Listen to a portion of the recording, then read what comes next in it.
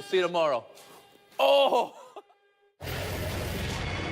Pardon the interruption, but I'm Mike Wilbon. It's National Pay a Compliment Day. Tony, who would you like to compliment? Tony Kornheiser. We have the best studio team in the business, especially that guy, you, the guy over there. Billy, is one of you named Billy? And the tall guy. Is the tall guy Billy? That's good. Best team in the We've been here a long time with these guys. Surely somebody is named Billy, don't you think? Johnny. You don't know who they are. Johnny. You don't know. There are no Johnnies. There's a Johnny. There's no Johnny. There used to be a Johnny. Welcome to, there used to be in the other building. Welcome to PTI, boys and girls. In today's episode, Tobias Harris is a Sixer. Todd Gurley is apparently not hurt, and baseball explores major changes. But we begin today with the Los Angeles Lakers in disarray. Woo. The Indiana Pacers blowed up the Lakers real good last night by 42, the worst ever loss by a LeBron James team. Speaking of LeBron, he sat so far down the bench from his teammates, it looked like he was in quarantine. And Indiana fans chanted derisively at various Lakers going to the line, "LeBron's going to trade you." Wilbon, do you attribute all of this to the Anthony Davis swirl? Yeah, much of it, most of it. I mean, people act like it's nothing. You know, they always say, well, you got to know this is a business. Well, they know it's a business. They're still talking about their lives moving from one place to the other dramatically, from L.A. to New Orleans. Maybe there's a third team involved in some places. And they're playing for the Lakers. They look up and they're playing under the numbers every night of Wilt and Baylor and Jabbar. I mean, come on. And West and Kobe. All of them. Yes. Except now they could be going to New Orleans unceremoniously. For the first time in their young lives, they're being told somebody doesn't want you. Right. And the somebody is LeBron James.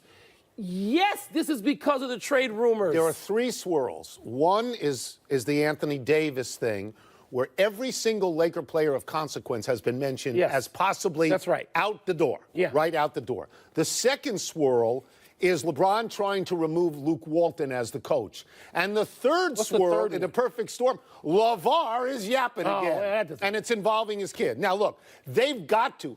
There are a lot of people out here who think that the Lakers are in the driver's seat. They're not. No. New Orleans is in the driver's seat. The Lakers have to make this trade. Will wind up looking like a crash dummy. The Lakers have to make this trade, because if they don't, this anger is going to settle on either LeBron James and or Magic Johnson. Because Magic Johnson has said, I've listed all these names, I'm going to get them out the door. Tony, they don't have to do anything. There's a free agent summer in which people like Kawhi, Leonard, and Durant, and Klay Thompson, all these guys are free agents. But we got to go through this season. And Tony, if they don't make the playoffs, Mike, tomorrow, if they got to get to Thursday, and then they can at least say, okay, if they don't make the deal, that's done. Do you think they have to make the deal? Because I think they do. No, they don't have to. Okay. Have to do what? They have to do what? Get Anthony Davis. To do what? To get to the playoffs and be really great. No. They were in fourth place without Anthony Davis when they had LeBron. If LeBron actually moves out of the seat and stays on the court every night. I may have missed this earlier. How'd they do against Indiana last night? Okay. But that's because of the trade rumors. When there were no trade rumors, they were in fourth place in the West. Okay. Thanks for paying attention. A trade has been consummated, Tony, and it involves the Los Angeles team, just not the Lakers. The Clippers sent all-star light forward Tobias Harris to Philadelphia, where the 76ers hope he will round out their lineup. The Sixers shipped out most of their depth to get Jimmy Butler and now Harris. But their lineup of Embiid, Simmons, Butler, Redick, and Harris is formidable. Yes, it is. So does this make Philly the favorite in the East, or just add to that logjam at the top? This question cannot be accurately answered now. You have to wait till the end of the trade. I agree. It was a trick question. You have to see if Toronto, for example, gets Gasol and Conley. You have to see, for example, doesn't sound like Gasol, but sounds like could be Conley. Well, but I'm saying maybe or whatever. If those people move, you have to see if Boston, if they do something crazy and trade Kyrie, or just play better. Or if they bring somebody in that makes Kyrie so happy that he's going to stay there. You have to see if the Sixers, how this works out, and whoever else is at the top, Milwaukee, if they add somebody. What it definitely does, it makes Philadelphia better. Yes. It makes them significantly better. They've got a fabulous, I don't know what their depth is. Right. They got a fabulous starting team right now. Tony, agreed. They decided to go for it. Isn't it funny to see a team like the 76ers, which took 8 years of what was it called? The process. And now Now, throwing people in quickly because they look at the East and they say, okay, there's a logjam at the top. And you mentioned all the teams in some order, whatever order you want to say. I'm going to pick the year-end order I think it's going to be, which is I still think Boston's going to win the East. A Boston-Toronto Eastern Conference final, and then you got Milwaukee and Philly. And they're formidable, and they could win the East. All four of those teams could. Philadelphia's depth, Tony, could cost them in the end when you're looking at four teams that are pretty even. There's another thing, too, and this is what we don't know. The dynamic for volatility with the Sixers, with Jimmy Butler, with Ben Simmons, with Joel Embiid, you don't know how that is going to play out. Tobias Harris is a really good player. Yes, he is. I think he's 21 points, 8 rebounds. I think he shoots 43% from three, and he's 6'9". In the spaces on the floor that should better accommodate Embiid and Butler. And allegedly a good teammate. But it always seems to me that Philadelphia is this close to boom. I don't Yeah. think so. I think they're pretty good. Let's stay with Tobias Harris for this story. He's the Clippers' best player, or was. With him, the Clippers were 1 half game out of 7th, 2 games out of 5th place in the Western Conference. They're in the playoffs now, yet they traded their best player for a bag of beans. Everyone says they are doing this to get out of the playoffs and into the lottery.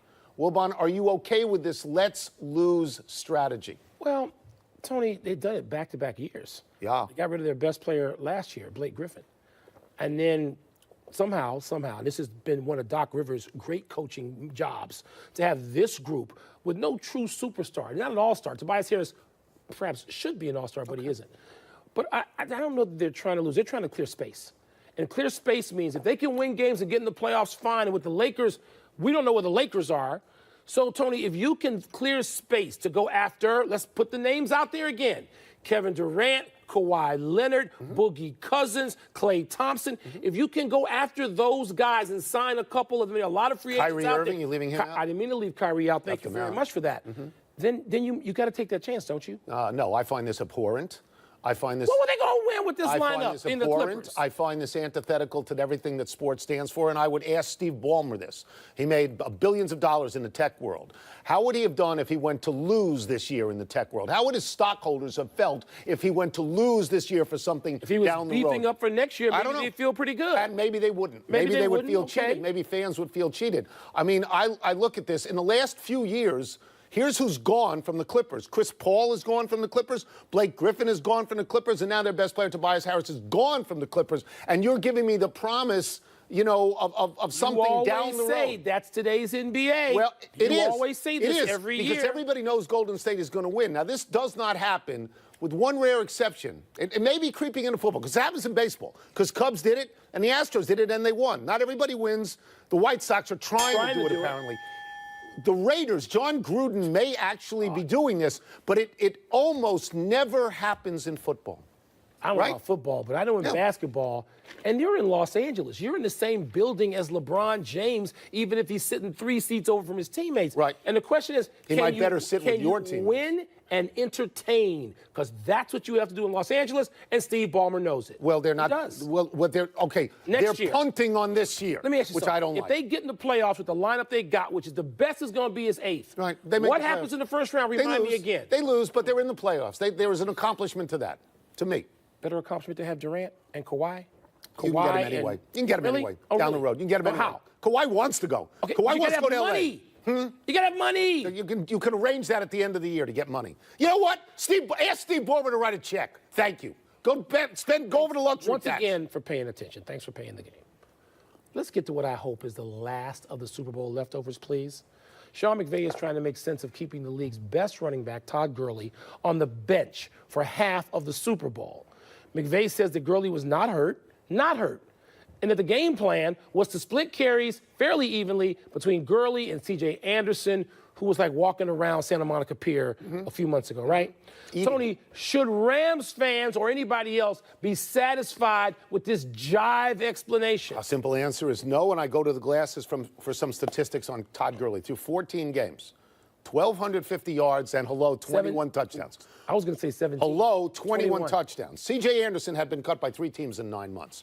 So if you're telling me the truth, if you're saying to me, you're the genius, Sean McVay, and you're saying to me, Todd Gurley isn't hurt, and our plan is to split carries in the Super Bowl, I'm going to say you're an idiot. What are you talking about? That's crazy, which leads me to believe that we are not getting the full picture here. Well, you could either say we're not getting the full picture, or you might want to pump the brakes on anybody who has Sean McVay's cell number should be the next genius.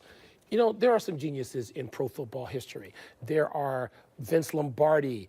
There's Bill Belichick. Sure. There's Don Shula. A long time ago, there was George Halas. There are people on the defensive side of the ball like Buddy Ryan. You could legitimately, maybe even Wade Phillips, you can call them geniuses. But when I hear football genius, I cringe, to quote the great Tom Brady most recently, because sometimes these guys believe their genius label too much. If you have decided that Todd Gurley can't help you win the Super Bowl because of analytics or somebody's whispering in your ear. Can't be that. What? It can't be that. How do you know it can't be that? That's what he essentially says. I would say that he says C.J. Anderson. I'd say he's either hurt or not 100% healthy, or maybe not 100% committed. And I think that in the offseason, if you hear rumblings that Todd Gurley wants to go somewhere else, people be trying to trade for him. You know, they would 100% do that. During the game, I know you were at a big party, so I don't know if the sound was up where you were. But the reports from CBS during the game were that we've been assured Gurley is going to get the ball. They're going to use it. Well, they didn't. Okay. Well, if he's covering for Gurley in an injury, they didn't. That's fine. That's fine.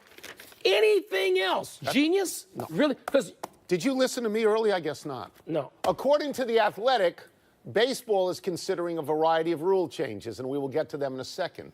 The news is that the players are actually talking to the executives, which they don't ordinarily do. They just say no. Some of the proposed rule changes include designated hitters in both leagues, a 20-second pitch clock, and a rule that relievers have to face at least 3 batters unless they close out the inning. Wilbon, is baseball right to get aggressive on rule changes? I don't know that this is getting aggressive. I don't feel I need to 20-second pitch clock? The rule changes to talk about the That'll save 10 to 15 minutes. Good. Yeah. I don't see anything aggressive about it. I don't need to judge it. I need to see a faster game, so put the damn change in. Well, that's fine. That's right. I don't want to see a rule that says you've got to pitch to 3 batters. I don't want to see that. That's junk. That's just completely if you come in to close out an inning. But if you think that the pitch clock is going to cut 10 minutes from the game, 10 to 15, then put that in, and then let's see what happens with pitchers. I know what they want. They don't want 2 and 3 pitchers per inning coming in. It means you got to put 2 or 3 commercials in. You got warm-up pitches. A half inning takes 14 minutes, and the game goes on forever. Yeah. I get that. So there are 2 changes that have to be made. The first change is baseball players who are obstinate about saying no to everything. They have to realize this is entertainment, as well as the way they make the living. But it's not your father's baseball anymore. It's not what we grew up with. And you got to finish in 2 to 2.5 hours, and nobody's going to pay attention. That fast. And you've got to have the ball in play a little bit more. So if you have a 20-second pitch clock, it's the end of Gio Gonzalez, who walks around the back of the mound muttering like he's in a subway car somewhere. But if you have them pitch, they're going to get a little bit winded. That ball's going to be in play a little bit more, which is good. I'm not sure. The same with you about the strategy of you have to face 3 batters. The NL could have gone to the designated hitter last 40 years ago. Yeah, they could have done it. They also, Tony, there's some talk out there about getting rid of the defensive shift.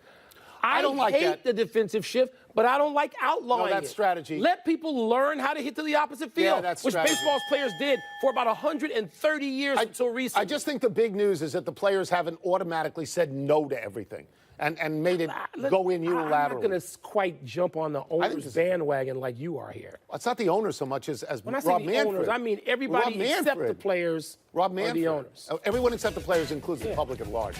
Let's take a break. When we come back, are the Lakers still the favorites to land Anthony Davis? We don't know, so we'll ask Brian Windhorst. We'll also ask whether LeBron's season is playing out the way the Lakers thought it would. No. I wouldn't think so. No. You're excited, aren't you? Yeah. I'm excited for the rest of the season. Johnny. The PTI Advanced Analytics team reports that we're less than 22 hours away from the NBA trade deadline. We'll ignore them. Which makes it a perfect time to bring in our great friend Brian Windhorst, who's in L.A. Let's start with this. Let's start with the optics of this. Why was LeBron last night sitting 400 feet away from everybody else on his team? I think a couple of guys who were sitting closer to the bench moved. I don't think he went down there to start with, but I'm just going to say that if you go back and look at the history of LeBron, there's been some games in January and February over the years where he's gotten embarrassed. Now, I'm not saying he's going to rally this team to the finals, but But, guys, I could make an argument that last night was actually a good night for the Lakers. How? Because they traded for Reggie Bullock, who I think will help them a little bit. And the Clippers kind of punted a little bit by trading Tobias Harris. I think the Clippers, who are ahead of them in the standings, are headed back towards them. So, on balance, now I don't think it's, again, getting to the finals level, but on balance, I could argue that the Lakers got closer to the playoffs last night, even though they lost. Picks, young players. Isn't there too much emphasis on Anthony Davis? Because there's so many free agents out there, and you make yourself flexible to do big deals, which the Lakers have done historically, Brian. Why so much on a guy who's won one playoff series and last I checked isn't wilt? Because he's a top 5 player. And I think if you look at what's going on, look at the Porzingis trade, look at the haul that the Knicks got for Porzingis. Look at the haul that the Clippers just got for Tobias Harris, who's a good player, but not even an all-star. They got 4 picks for him. The price of high-level talent is sky high right now. And if you're the New Orleans Pelicans and you see those 2 trades, you're not bending at all on Anthony Davis, who, again, top 5 player. The Lakers do have good talent. It's playoff-level talent if they're not injured, and it's talent where they could probably trade for about 80% of the league. But it's not good enough to trade for a top 5 player, and they're trying to overcome that by giving volume. Here's all the young players. Here's all these picks. We'll take this. But they can't overcome it. And that's just a reality of the situation. Could it be different in June? Yes. But in February, they don't have the goods. You mean let me follow up just for a second. So Anthony Davis is a top 5 player, probably not this year, but okay, top 5 player usually. Kawhi Leonard, not a top 5 to top 7 player, maybe a top 3 player. Kawhi Leonard, the free agent to be. I mean, there's a lot. Boogie Cousins, maybe not a top 5, but he could be a top 10 to 12 player. So, in other words, I'll give up everything in the world for Anthony Davis and look at these other guys over here who cost less and say, I don't want them. Well, I think, number one, I don't think the Lakers have any feel on what Kawhi is going to do. And that's a difficulty. That's a classic bird in the hand situation. The way the Knicks have operated and the way the Clippers have operated, trading really good players to clear out space, it almost looks to me like they have a pretty good feel of what's going to happen. You look at the Lakers, how they're operating, offering the farm for Anthony Davis, looks like they have a feel that they don't think that they're getting him. Now, you make a fool of yourself by making assumptions in February and saying what's going to happen in July. But if you look at the way the teams are behaving, it doesn't look like the Lakers think that they're going to be able to land what they want in free agency. You mentioned the Clippers. You also mentioned the Knicks before. Do the Knicks know what they're doing? Everybody seems to think that the Knicks know what they're doing. Why would anybody believe the Knicks know what they're doing? Tony, I have no direct answer for that question, but the behavior that they made in this Porzingis trade makes you speculate that they have inside information. Right. And they may have egg all over their face, or they may be winking at you. The whole league feels like the Knicks have inside information. All right, I'll get you out of here on this. The one name that we haven't mentioned with all these other names is Kyrie Irving. It's 22 hours or whatever. Do we assume that he stays put? The Celtics have, been given orders by ownership. They're going to go for the title this year. They're going to go for it all. They're not going to mess around and mess up what they have. It got a little tougher yesterday with Philly's move, but the Celtics are going to play this out. They still believe they've got premium talent, even though they've been in 4th, 5th place for months. Thank you so much, Brian, as always. Thank you. Let's take one last break. Still to come, Bill Belichick appears to have decided on his next defensive coordinator. And do we have a new leading contender for the services of Bryce Harper? My boy. Yep. So neither you nor Brian thinks that Anthony Davis is going to be a Laker, right? Well, I thought a week. On SportsCenter, after the Sixers' big overnight trade, Adrian Wojnarowski on the players, including AD, who could soon be on the move. Plus, new details on the proposed rule changes for Major League Baseball and what Nick Saban says today on signing day. SportsCenter with Kevin Nagandi, 6 Eastern after PTI.